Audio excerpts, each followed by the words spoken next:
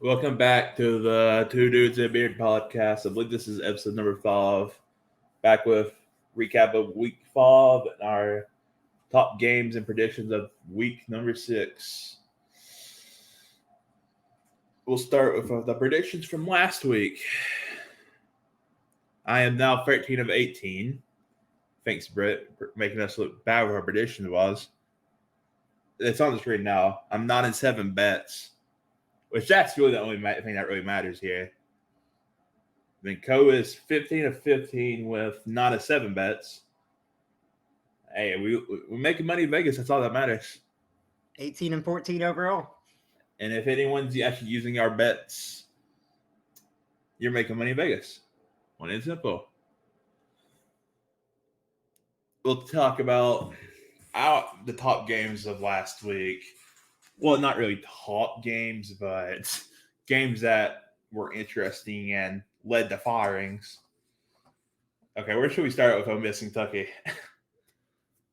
Man, I don't even know. I think Kentucky could easily won that. Kentucky could easily won that game multiple times. They had it. I think they totally blew it. Kentucky was the better team. If they could have put it together on offense, one of 3 different times that I can think of, any one of those 3 would have sealed the deal. So do you not? Did I ever tell you how many points left off the board by the kicking unit? Did I ever show you that or tell you about that? I don't think so, but I want to say it was 9. It was actually 5, but that's still enough points to win the game. 2 extra points. One was blocked, of course. One was just a brick. Then a 39-yard field goal for how good Ruffalo has became over the years. That he should have made that one as well. That would have been 24. Then Levis's 2 fumbles. That they should. I'm gonna be honest. They probably could have reviewed that last one, the second one. It looked like he was about to throw it, but I'm not gonna say anything because that's just me making excuses. But it did look like not a fumble, if I'm being honest. They didn't bother to look at it though. I do agree. The 3 that I was thinking of whenever I said at least 3 was the missed field goal from 30-something yards and the 2 fumbles. I wasn't thinking about the 2 extra points. But, yeah, I mean, several opportunities to put that game away. And, I mean, Ole Miss played Ole Miss ball. I think that's kind of their peak or where they're going to be for the year. I think from Kentucky, we did not see everything that we could have seen out of them. And it was Christopher Rodriguez's first game back as well. He showed. I think he showed that he still has it. He should dominate tomorrow night. We don't talk about South Carolina and Kentucky tomorrow night, but he should dominate tomorrow.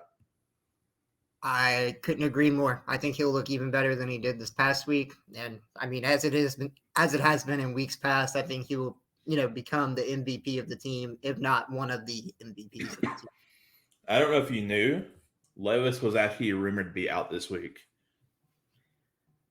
Really? Yeah, remember when he took that safety? He hurt his ankle in that play. I mean, he could still play. He's been practicing this week, but there's a chance that he could not play. That's why I think backup.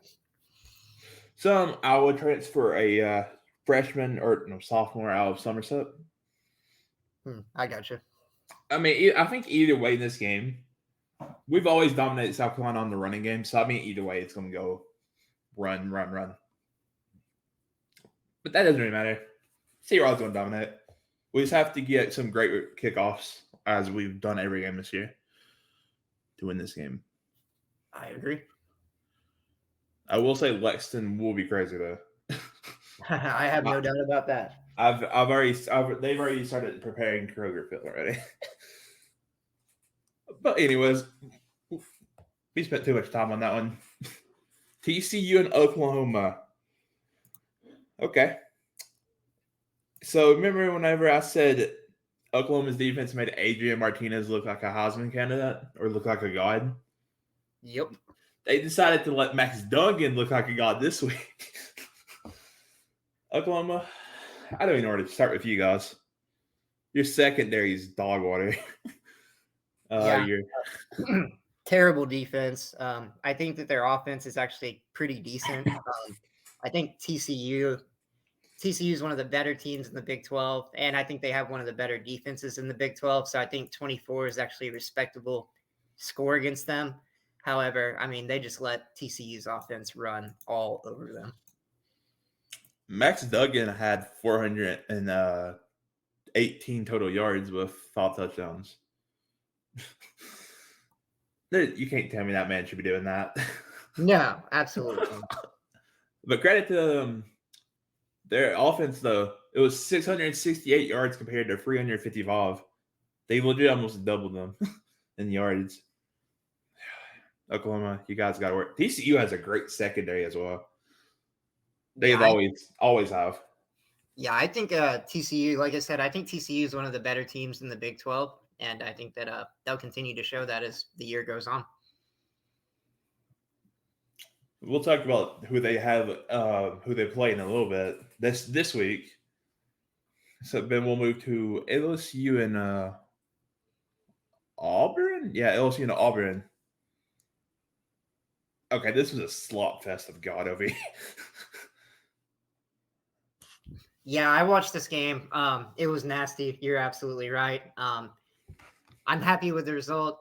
Obviously, I went to LSU. I'm an LSU fan, but I did not like watching it. I did not like watching the LSU team or the Auburn team. Neither one of them played particularly great. Luckily, LSU was able to squeak out a win in the end. Positive, though. LSU's defense caused 4 turnovers, 2 fumbles, and 2 interceptions. Credit to defense for winning that game, basically. Because their offense only had 270, and Auburn's offense had 438. So LSU's offense did not do anything in that game. And they'll have to perform better this week if they're going to do anything versus who they'll play on tomorrow. Talk about that in a minute. Anything else to say about that game? Nope, that's it. Auburn, LSU, I got one thing to say. You guys got to perform better. You both played tough opponents this week. Both of you played top 10 opponents. You got to play better. And we'll move to the shock of the week. Well, was it really shock of the weekend? Yeah, I think it was shock, actually. No way Missouri should get within 4 points of Georgia. Harrison Mevis, their kicker, was 5 of 5, especially with 1 from 56. Missouri ended up losing that game after, I think, leading for a total of 55 minutes. Yeah, so unfortunately, I didn't watch this game. I caught the highlights afterwards, and I got to say, just from what I saw of it, I was very impressed with Missouri. They played their ass off against, obviously, a very, very good Georgia team. I don't know if it was Missouri playing really, really good. So much of it was Georgia playing not up to Georgia standards. I think we'll learn more about that this coming week. Stinson Bennett even played good. Well, not throwing percentage or like attempts, but he had 312 yards in the air. So he didn't play really that bad, but just they had a shocking day around the office the whole entire time. So can't really say much. Wait, who had them 481 yards compared to 294? I believe that was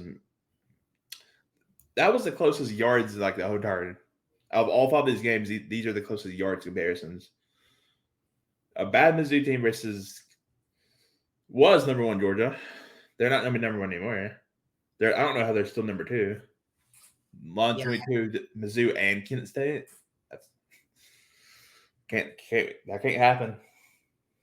Yeah, I agree. I don't see how they're still ranked number 2. I think it'll be a very interesting game whenever Kentucky and Georgia play each other, because if Georgia plays like that, they could be in trouble. And especially with the Lexington atmosphere as well. We've seen Lexington get crazy at times, especially the Florida game last year. But the reason we're bringing this game up is because an interesting thing happened on, I believe, Sunday after this game.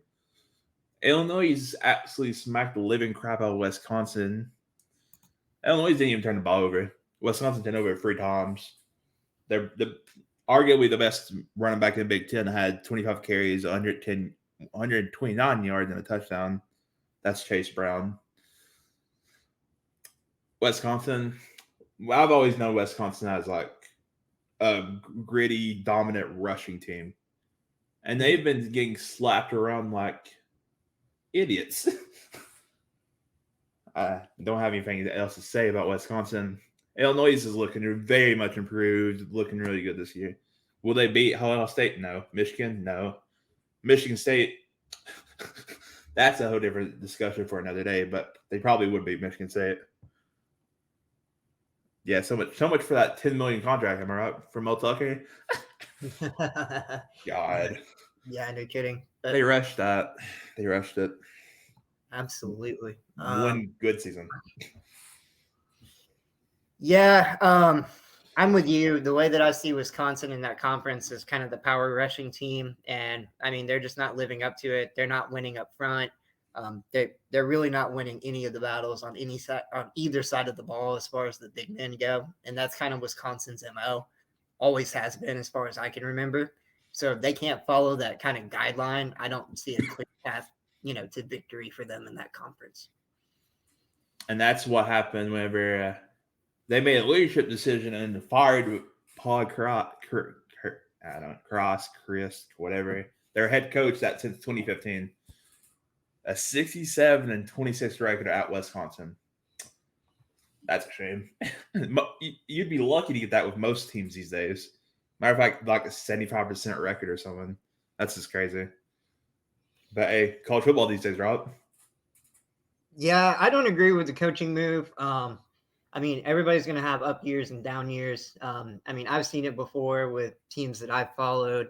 And in my observation, whenever you fire a tenured coach like that has a great winning percentage and has a great history of taking you to bowl games consecutively year after year after year, the following years are more of a rebuilding process, trying to find your identity again. And you don't have as much success as you were having with the previous guy. Let me quickly. They put the intern out there already. His name is Jim Leonard. He's their defensive coordinator. Well, was their defensive coordinator. They did that super quick. I think they might actually keep him as the head coach. By the way, I don't know if he'll actually stay as the coach, obviously, but he could be staying as coach because that they just made that decision like that, and he was already the intern. So I don't know, just a weird decision. And then the other firing of the weekend was something that probably should have happened earlier. Carl Dorrell, who was fired as the Colorado head coach. He was at 8-15 all time with an 0-5 this season. Sayonara. Yeah, I mean, coming into the season with a record like that, and then you start out 0-5. I mean, it's going to be very, very difficult to hold on to your job. I mean, your schedule only gets harder and harder from there. You couldn't even compete with UCLA. UCLA even looks good this year, but you couldn't compete with anyone in your first 5 games. You're gone. Yep. And then, as I don't know if I mentioned on here, but Quinn Ewers is back this week for Texas against Oklahoma. The spread may even have went down since I updated this, or up, I should say, because I don't know how Dylan Gabriel's health is looking as he got hurt in that TCU game last week, but we've seen what Quinn Ewers did versus Alabama before he got hurt, of course. But I'm glad he's expected to start as well. So I'm glad he's back. He's one of the best young quarterbacks in the college football. So I'm glad he's back. And then, oh yeah, I forgot to bring this up to you and specifically Texas A&M. Max Johnson. Yeah, we had that discussion about Max Johnson and Haynes King earlier in the season, right? Mm-hmm. Max Johnson's out for the season. I saw that. So, I mean, Haynes King is the guy. I hate that for Max Johnson. I thought he was doing a pretty decent job. But, I mean, there's no doubt Haynes King is the better athlete, but I think Max Johnson is the better quarterback. And there's definitely a difference. As you know, they're playing in Alabama this weekend, right? Absolutely. Looking forward to it. We're not predicting that game, but either it's going to be an upset for Texas A&M or Alabama is going to absolute crap on them. But there's a reason why I don't want to predict this game. Backup versus backup. Bryce Young is also out this weekend. as he got hurt last week versus Arkansas. Yeah, he got hurt last week, and he's out this week too. So my thoughts on this one are actually in the middle. I think Alabama wins, but I think Texas A&M puts up a good fight. Well, I don't know if you watched that one highlight specifically of Jalen Monroe, that 77-yard run. That man's agility and his speed is insane for a quarterback at least. Yeah, that burst is quite something. And I mentioned Levis was questionable all week. JJ Weaver returns for Kentucky this week. And Kentucky making an offensive line switch on the you remember that last fumble where that right tackle got smacked and then Will got hit, obviously. Mm-hmm. They're putting a guard over there this week, so let's see how that goes. Yeah, try to get him a little help. Yeah. That right side's always gonna be the weak. It was always gonna be the weakness this year. Everyone thought it was gonna be the left, but I always thought it was gonna be right. Both of them are new on this, but both are new sides. I mean, it doesn't matter, but yeah, hopefully move the guys around, get them some more help, get the guy that's struggling some more double team help, some more pulls, and hopefully they can figure out a winning strategy on that line. That's what it's like as similar for Wisconsin. That's what Kentucky's known for as well, like having a good offensive line, a good rushing game. We haven't seen it this season because Searotta was obviously suspended. Offensive line is weaker than usual. So we'll see if they can turn it around versus South Carolina tomorrow. Let's see. Next is prediction time. Our favorite Tom. No. I almost said our favorite Tom. Definitely not our favorite Tom. We ain't talking about money yet. We ain't talking about money yet. Maybe some people's favorite Toms because you're a fan of the teams and you want to hear some positive news about your team or about we're picking your team, but the bets are where the money is. So, all right. So the college game days in Lawrence for number 17 TCU at number 19 Kansas. Who would have thought that one? Kansas is ranked higher than Texas and Oklahoma. And TCU. No, sorry. TCU 17, Kansas 19. Baylor. Just say Baylor. Yeah. I got that backwards. My bad. Yeah, just say Texas, Oklahoma, and Baylor. There you go. It's still unbelievable. Jalen Daniels, Kansas quarterback, has legit proved himself to be one of the best quarterbacks in college football. I mean, there's no doubts about it. Leading Kansas to a 5-0 record. Praise to him. Yeah, I couldn't agree more. I see that we call this game the same. I've got Kansas 38, TCU 31. You've got Kansas 35, TCU 31. So pretty much same call. We know it's going to be a good game, obviously. In Lawrence, College Game Day is going to be there. It's like that App State and Detroit game. App State went off the Hail Mary. That game, it's always going to be a close game for College Game Day. When was the last time a College Game Day game wasn't competitive? I couldn't even tell you. I couldn't even remember. But yeah, we both have Kansas winning for obvious reasons. Kansas defense improved, Jalen Daniels. But we have to be on the lookout for TCU there. They could easily just go ahead and go smack Kansas and ruin the what's that thing called? America's favorite or whatever? America's darling or whatever. Kansas is like that this year. The 5-0 start, everyone loves them except their opponents. Yeah, everybody's jumping on that bandwagon. Yeah. I always thought they would actually do better than they are projected to, but I didn't think they were going to start 5-0. They still have to versus Oklahoma, too. That's going to be funny as crap. Watch them smack Oklahoma. Oh, God. I'm sorry, OU fans. I actually know the majority of you guys, or a lot of you guys, and I actually do like you guys, but your team is trash. Anyways, number 8, Tennessee at number 25, LSU. I'll let you take it away. All right. As I'm sure everybody knows by now, I went to LSU, so obviously I'm biased here. But LSU playing at LSU in Death Valley. I can tell you from experience that atmosphere is like no other on earth. I got LSU 35, Tennessee 21. Tennessee doesn't really have a great record going into Baton Rouge either. That's the reason why I feel like this could be one of those games where a top 10 team goes down like Kentucky did with Ole Miss last week. Like there's always gonna be I feel like this is gonna be there's gonna be a lot of upsets within the next few weeks. Bama, Georgia, watch yourselves. But if we're gonna be honest here, Tennessee hasn't even beat LSU since 2000 and I believe it's 2006. Been a long time. Yeah, I got LSU winning this one easily. Well, not easily, but competitively. 28-24. Hendon Hooker is a really good quarterback, as I've mentioned in the past. You've mentioned in the past. I just think LSU has the home field advantage in Baton Rouge. They will just run away with it. But I expect it to be more of a 4-point win for either one of these teams. I'm just going with a safe bet. All right, where should we start with this one? Arkansas at Mississippi State.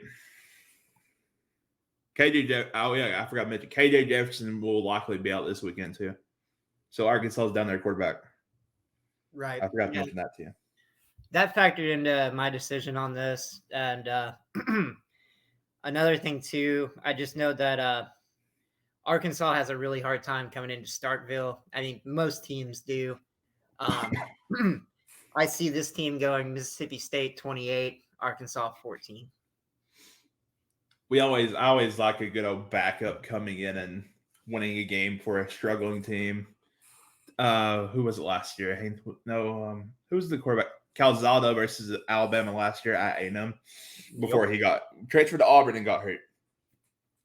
There's always I think Mississippi State will win this one, yeah. But my prediction doesn't say that. I'm going Arkansas 35-24. Malik Hornsberry, I trust you. Picking with your heart, Britt. You're picking with your heart. That's why I always pick upsets, right? That's why my predictions are like not really that good because I always pick upsets. I want to see upsets. That's just the person in me. I always pick upsets even though I know I'm going to be wrong. And then we have the good old Red River Showdown. Texas at Oklahoma. First time neither one of these teams are ranked for. First time this game's played without a ranked team in God.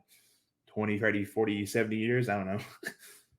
Possibly ever. I'd have to go back and look. Yeah, I would too. Oh. Both teams struggled. I know Texas lost Tech, then smacked West Virginia. West Virginia is obviously not as good as we thought they were. Who did Texas play last week? Ooh, was that West Virginia or am I thinking of someone else? Let's see. Texas football. You can carry on your prediction. You can go on. Okay. I like Oklahoma in this game, primarily because they're playing in Norman. I think the teams are actually pretty evenly matched. As you said, neither team is playing great this year. I also think neither team is really playing terrible. I do think that Texas has one of the better quarterbacks in the Big 12. However, I think Oklahoma, between home field advantage and just overall firepower, is going to, kind of outclass that. I've got Oklahoma 45, Texas 34. Yes, West Virginia was the last week's game. I'll tell you what I thought it was. I just had to make sure. Both of these teams are 3-2, by the way. I never thought either one of those teams would be 3-2 this year. I knew, Texas is back. That joke's always been around, but I thought both teams would have been better this year, especially like Lincoln Riley's gone. Quarterback from Ohio State transfers into Texas. No, I didn't think they'd both be 3-2 and not ranked. I figured Oklahoma would be better than they are. Actually, are. I would not expect them to lose by 31 to TCU after smacking Nebraska by 35. I think TCU is going to be better than everybody thought they were going to be this year. Just from everything I've seen. I don't know if that's so much Oklahoma being bad or TCU being good. I mean, TCU always has a good defense. That's not like really the problem. It's just like, did Oklahoma lose too much of a transfer portal? Is that why they're struggling? Who knows? But I think this Oklahoma is just on a downward spiral at the moment. So I'm back in Texas, 49-38. This week is the most we've ever disagreed with each other. Yeah. By a long shot. I just like upsets. Primarily, I think State will probably beat Arkansas, but I'm just picking it just to pick it. Right. All right, next up. Texas Tech at Oklahoma State. I'm 50-50 on this game personally. I don't have really any preference who wins this game. Yeah, you don't even care who wins this game either, do you? No, I have no preference and no input. I haven't gotten an opportunity to watch either team play this year. Yeah, me too. I've seen some highlights. Oklahoma State looks pretty good. I'm not going to say that they look as good as TCU. I look forward to that game later in the year. But as far as this game goes, I think Oklahoma State matches the spread. I always thought it was like Texas Tech. Oh, backup quarterback story again. Donovan Smith, the Las Vegas boy. I appreciate what he's done for the Red Raiders this year. Who knows what that starting quarterback would have actually done this year? They beat Texas in overtime, lost to a good Kansas State team. I think me and you both said they were going to lose Kansas State. Yes, we did. Always a great decision to pick versus Kansas State, right? You learned versus Oklahoma. I did it last week. That was stupid of me. But Oklahoma State and Spencer Sanders has played pretty well this year. Donovan Smith played better though. Except he threw more interceptions. But I wouldn't upset that happen in this game. Since I have no preference into who wins or who loses, I want to upset that happen. So I got Texas Tech 31, Oklahoma State 28. Let's go, Red Raiders. And then here's the game that we actually like. We also don't have any preference on this game either, but we actually picked the same score in this one too. A Utah team that looks very much better after getting Gator at the Swamp by Florida. But UCLA has they're 5-0, especially after smacking the crap out of Washington last week, I believe it was. On Friday night. UCLA looks pretty good. I was not expecting them to start 5-0, I'll be honest. But we both said 45-41. Do you have anything to say about this game? No, not at all. I think UCLA is overrated. I think Utah is pretty much where they should be. I think the 4.5 spread is good. So I'm going with the spread. And we'll move to our final prediction game of the week. I just picked this game just because I didn't know what they're going to pick. I said it's a Florida State at number 14, North Carolina State. Florida State lost to Wake last week. NC State lost to Clemson, obviously. It's always interesting to see how let's see how a good team responds to a good loss. Wake Forest is good, obviously, so that's a good loss for Florida State. Then Clemson's a good loss for NC State. So we'll see who responds better. I said NC State wins by 10, 38-28, and you said? NC State wins by 11, 35-14. It's always I feel like NC State has maybe their best team in ever. I said it last week, and I'm still saying it. Nothing changed my mind about that. No, I agree 100%. I haven't seen NC State play this good that I can remember. Yeah, Clemson's just like they're back again. Oh wait, we do our bets now. You start with yours. All right, time to make some money, everybody. So we have as we brought up on the beginning of the show, we have a very positive record on our bets. So here we go. My bets for this week, I'm taking LSU getting 2.5 points, and they are playing in Baton Rouge against Tennessee. I think they will beat them by well over 2.5. As you all know, the Red River Showdown, I'm taking OU and getting 7 points. I was very shocked to get 7 points where they're playing in Norman. I've been to games in Norman. I can tell you it's not the craziest atmosphere on earth, but they do get pretty wild there. I think they'll have a very good home field advantage over Texas.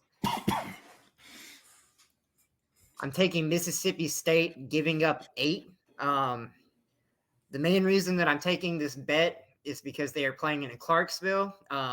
Once again, going with the home field advantage. I think they'll beat Arkansas regardless. The only thing that hung me up was the giving up 8 part. But given that they are in Clarksville, I think that they will achieve that. And finally, on the Red River Shootout, I'm going to take the over. The over-under that I saw last night was 65. So I'm thinking that they will be well over 65 points. And if you look at the historic data, it says they pretty much do that every year. That is the truth. Now, this is a sleeper bet, but I'm still going with it. I got Boston College getting plus 20.5 on Clemson. Clemson played 2 tough games, which is Wake Forest and NC State, the last 2 weeks. So they might be a little bit weak. So Boston College might have a chance. They've looked okay. They beat Louisville last week, so that's obviously a momentum booster, but who knows? Then I said Ole Miss and Vandy over 59.5. I don't know particularly why I'm picking this one. I just feel like Ole Miss and Vandy matchup has a team scoring 40 and a team scoring 30 or something like that. Because Vandy's obviously improved this year. And then I said Auburn plus 29.5. I don't know what the spread is at the moment, but I said plus 29.5. Georgia's looked bad the last few weeks, so Kent State only won by 17, Mizzou won by 4. So unless Auburn completely craps themselves, they should cover easily. And then I said USF and Cincy under 59. USF has not really looked good this year. Cincinnati's always Cincinnati. So I think this could be like a 30-point win, but like 42-17 or something like that. But I think under 59 would be a great bet for that one. Awesome. Let's see how we do. That's all I got for this week, unless you got something else. Oh, yes. You remember whenever I brought up we can start doing our top 5, and I put it in the notes. We can start doing our top 5 teams. Yes. I put yours in the notes. I'll say mine out loud. I have Alabama number 1. Number 2, Ohio State. Number 3, Michigan.